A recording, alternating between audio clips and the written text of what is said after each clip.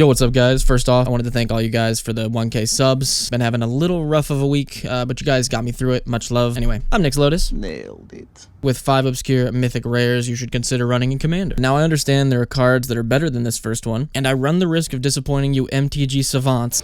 Nobody makes a fool of our family without my help.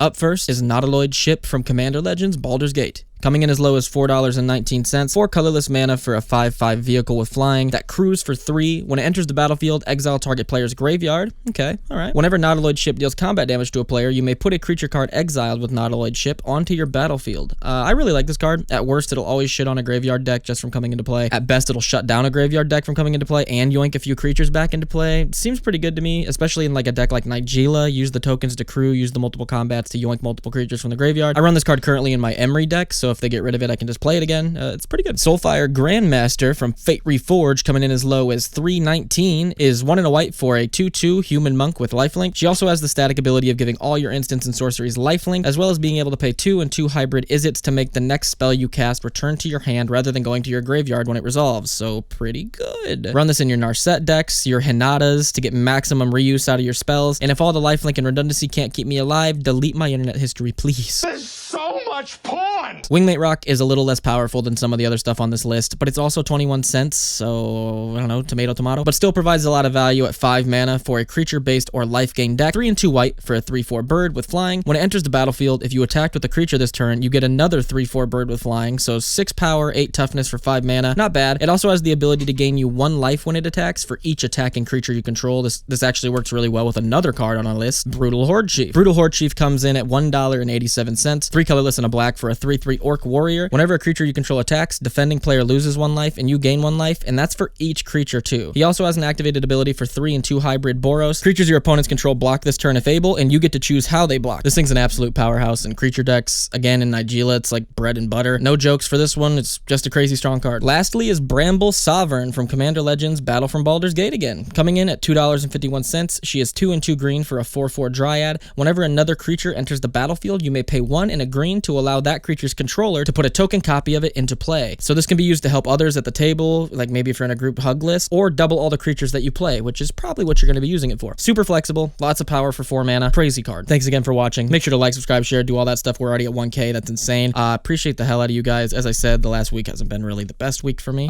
Pretty high anxiety, but it's getting better every day, and I appreciate the hell out of you guys, and go play some Magic.